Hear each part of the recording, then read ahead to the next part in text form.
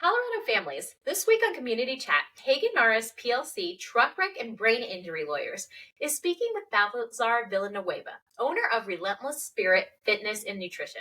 Balthazar makes it his business to help families with their health and wellness. Balthazar stands out from other trainers because of his ability to relate to clients. He exudes authenticity and credibility. Balthazar is here to talk about his journey to start in Relentless Spirit Fitness and Nutrition, and what it's like to be his client and a training tidbit for the community.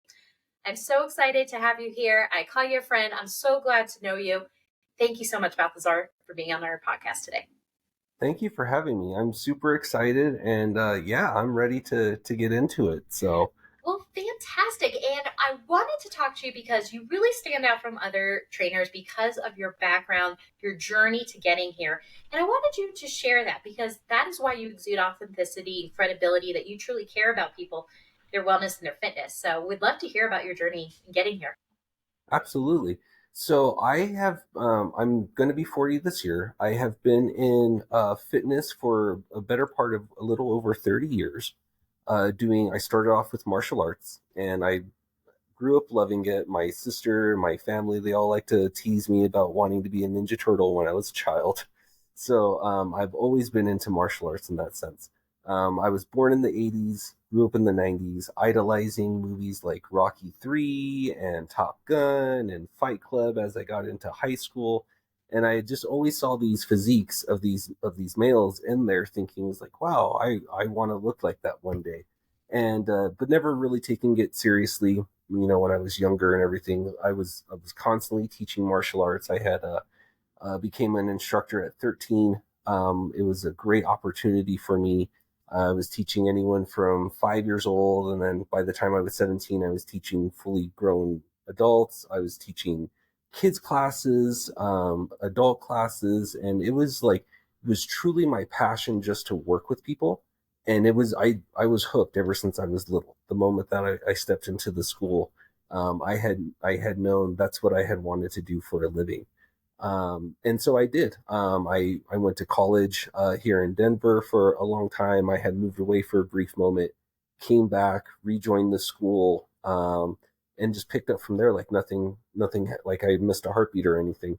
And by the time I got into my mid 20s, I had started to rethink again. I was like, wow, that idea that I had when I was younger of this physique, I am so active. How come I haven't achieved it yet? And it never dawned on me like my nutrition or anything like that. I was so active, working out 6, even sometimes 7 days a week, just depending on the schedule of the school.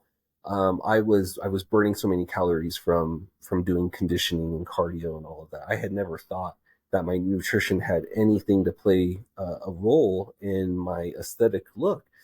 And so for me, I was like, well, I've been working out for such a long time. I should know how to do this. So maybe I'm just over, and maybe I'm just not working out enough.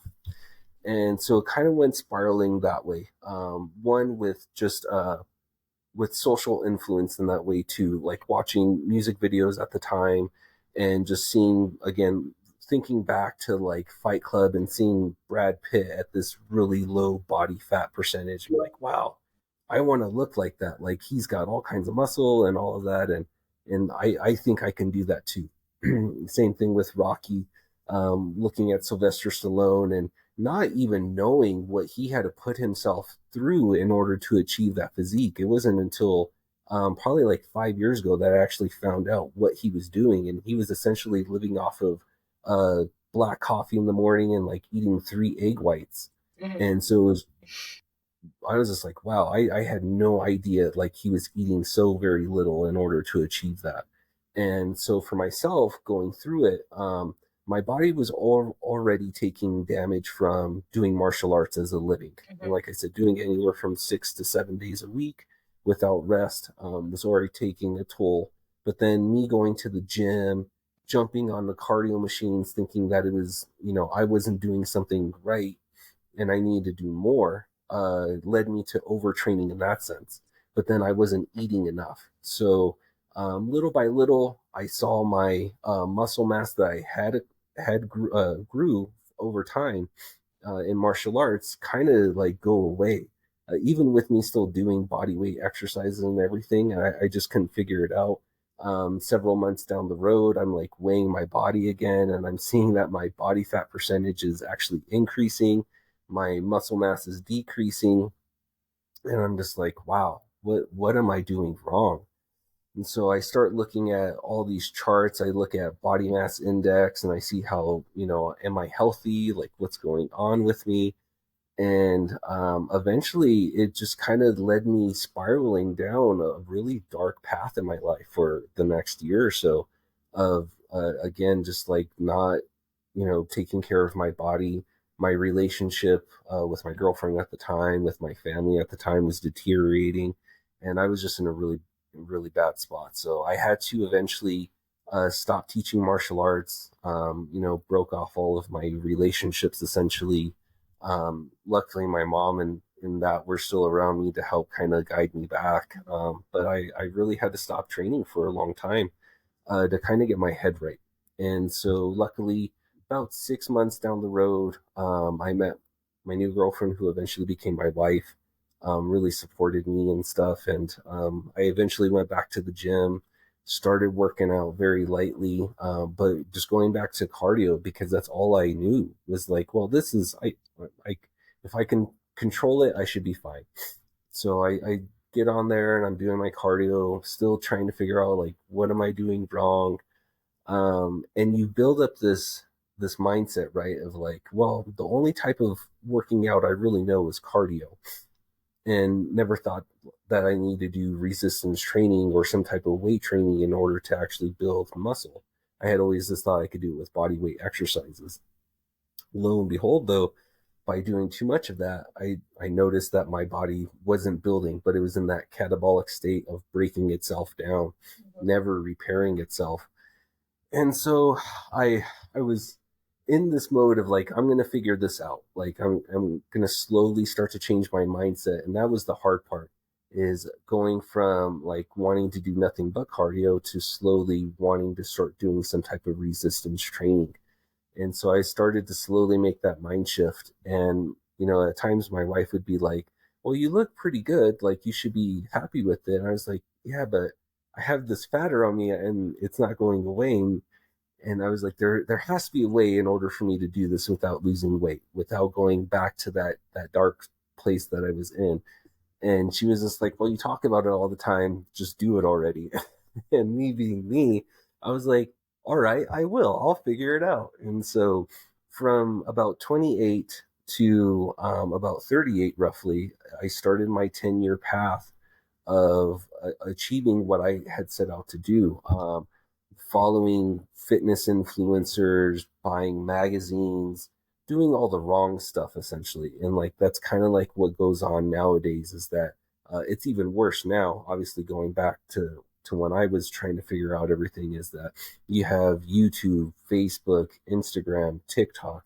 You have all of these outlets for people to try and, follow these influencers who are just trying to get you to like and watch their videos. And they're not actually presenting you any content in which is going to help you achieve your ultimate goal, which is essentially just trying to have a physique you could be proud of. It doesn't have to be something that you would see necessarily on Instagram, but something that you can be like, what, I worked really hard for this, and this is what I achieved from it naturally. And so finally I started to run across some really good content and some things that I was like, wow, this is really good. So like Mind Pump, and like I was listening to Mike Matthews and Dr. Lane Norton, who's a nutritional specialist, and started to figure out, I was like, okay, I don't necessarily need to consume all of this. I need to learn how to balance my body out. I need to start incorporating more resistance training and far less cardio, and I'm going to start to feel better. And lo and behold, it started to happen. And then COVID struck. And then so I had to go, the gym's closed, and I was like, wow, this sucks. I was just starting to like figure this out. So I started buying as much equipment as I possibly could for my home gym. And little by little, I would buy it, and then I would start to upgrade it as things started to become more readily available.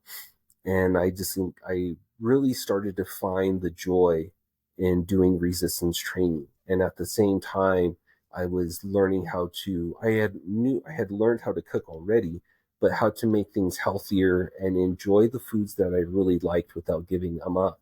And it was really a fun thing to do, like learning how to like make your own pizza at home and learning how to make like healthy protein donuts or cookies or all of these things that people are just like, well, you can't eat those if you want this type of physique. And it's just like, well, you can, but you can only do it in moderation. You can't do it every day. And then on top of that, like then starting to like incorporate more whole foods into my diet. And it just became something, natural. And little by little, I had started to notice the change, and the more important thing necessarily than the number on the scale, because oftentimes that's what people start to look at is this like, am I successful because that number is going down? Or am I failing because that number is not moving or it's gone up? And it's not ultimately that number that, indicates whether or not you've been successful or not in your career, but more so, how do you perceive yourself? How do you feel? How's your libido? How does your clothes fit you? Let's look at all these other things rather than just a number on a scale to see if we've been successful. And are you getting stronger? And those are the beautiful things about it, because once you actually do start to acknowledge these things, you're just like, wow, you know what, I really do feel stronger, or I really do feel like I can do all of these other things, and my clothes are feeling better, and I like the way I look with my shirt off, or like things of anything like that. Those are the better things than worrying about some number. So as I started to do that, I started to see that I was finding my passion again for teaching, because as a martial arts instructor, that's what I did, was teach people how to do stuff. And so I was just like, wow, I really want to get back into that. So I started to take nutrition courses, taking and then doing that, got my personal trainer certification, and now here I am. I started my business at the end of last year. I had been doing lots of different courses in regards to nutrition. So I have my regular nutrition certification. I have it from two different places. One was NASM, the other one is the National Coaching Institution. And then I also have a sports nutrition certification. I have a physical enhancement certification, which is more like a sports one. And then I have my certified personal trainer, and I'm working on some other ones in regards to the gut health, food allergies, thyroid, and mindset. So I have quite a few things that I have in store that I still want to achieve this year. But yeah, my goal is to help people break that cycle, especially when you're a busy individual. You have these goals in mind of what you want to achieve, but you might not know how to do it, just again because of all the misinformation out there. And that's what I want to provide. And that's a lot of what I provide in my free Facebook group, Relentless Spirit Fitness and Nutrition 2, is how to do this and build it into your lifestyle from a holistic standpoint of, stress is number one. And then, if your stress is in check, then your sleep is going to be better. Because if your sleep is out of whack, you're not getting proper recovery. You're also not probably going to make the most nutritious decisions, and your training is going to suffer from there. And so then with nutrition being the next one, that's the part is like, okay, am I fueling myself properly? Am I giving myself the right things in order to achieve my goal? And then last but not least is fitness, is the exercise part. And oftentimes when people see me, they're just like, really, you take fitness as being the last thing? I would think that that would be your first thing, and it's not. Like I said, when your stress is out of whack and your sleep is not there and your nutrition is poor, you really do suffer a lot when you're trying to make gains, so to speak, in the gym. Your muscle is dramatically cut in half of being able to grow any by 50% when you're only getting 5 hours of sleep a night. And if you're not adequately filling your body because of misconceptions that, carbohydrates are a bad thing, and too much protein does damage to your kidneys, and you can't have any fat, you find if you listen to influencers who speak like this, you're not left with anything to eat other than maybe lettuce. And you're in this position like I see clients and they want to cry at times because they don't know what to do anymore. They're just like, I'm lost. And those are the ones that really strike me, because I remember being in that spot of like just totally confused, not knowing what to do, and just scared, honestly, and high anxiety. So that's what I want to help others out with, so that they don't have to go through that, and they don't have to spend the next 10 years of their life learning the way I did. And I think that's great. That's why I think it gives you that credibility and authenticity to share that story, because you talk about how people just feel that they should do cardio all the time. And really, that's atrophying some of your muscle mass. You talk about how people, by being influenced by social media, which is a big problem right now, that it leads to eating disorders, depression, anxiety, all of these things. And you readily talk about it. And talking about just feeling good about yourself, regardless of pant size, regardless Yeah. of what is on the scale, that if you feel good about yourself, regardless of uh, your weight and how you look, it's just feeling beautiful. And that's a real big thing for you. And then you just want that holistic training for people. And I think that's fantastic. Now, obviously, with me working with catastrophic injury victims, they're not able to work out the way that they are. And so they atrophy quite a bit in their muscle mass, in their health, in their fitness. It leads to depression, it leads to anxiety, and all of these issues. So that's Balthazar, where you would be a great, a tremendous help. And so for members of our community, what is just that first tip for those people that haven't um, really worked out? They think cardio is the be end all, and or running is all it is, or they think they need to starve themselves. Just bare bones, just not in the right place or mind to really make a fitness plan for themselves, because they only think the extremes are the way to get it Mhm. done, which I know is what social media portrays. What's just a tip for us of how to get going, how to start our wellness? Let's emphasize that, our wellness and health journey. That's a great question. The first and foremost, when it comes to wanting to prioritize your training and to make that mental mind shift, is know that it's okay, that you have to start off somewhere as a beginner, right? Like, you don't have to jump in the deep end right away. Start off with something that you enjoy doing, and it doesn't have to be cardio. And when you're doing that, body weight exercises, resistance bands, free weights, machines, cables, those are all what I would categorize as resistance training. That's why I don't say weight training in general, just because there's so many different things that you can do in order to achieve that. So in this instance, what I would recommend for anyone is start off light, build yourself up. You don't have to go to the gym and feel like you wreck your body every time. Like, that's the thing that I find most common about males, is that when you go to the gym, you think that you have to push yourself to where you're broken, or that you're so sore for the next few days. And I actually shouldn't even say just males. That's females too. Like, you get into the mindset of like, if I'm not sore, I didn't do it right. And if you're sore for 1, 2, 3 days afterward, you don't want to do it again, and it doesn't allow you to build that consistency. And consistency is what's going to get you to the place that you want to be. So start off light, build yourself up slowly, and as you do it, start to see the joys and the little things that you are able to accomplish. It's the little successes that make us build those habits in order to achieve where we want to be. If we look at it from this perspective, and someone's book that you should read is by James Clear, Atomic Habit. And he talks about the system in which that you're trying to build. And in order to build that system, you start to habit stack all of these little things along the way in order to be successful. So if I say I want to I want to eat better, that is only what's going to get me to the place. But the ultimate goal then is actually, I just want to be a healthier person.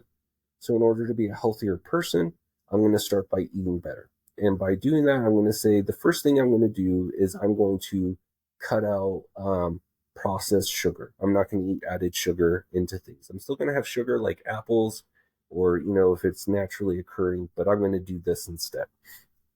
And then the next time you're going to say is, okay, now I'm going to start incorporating 2 to 3 pieces of fruit a day.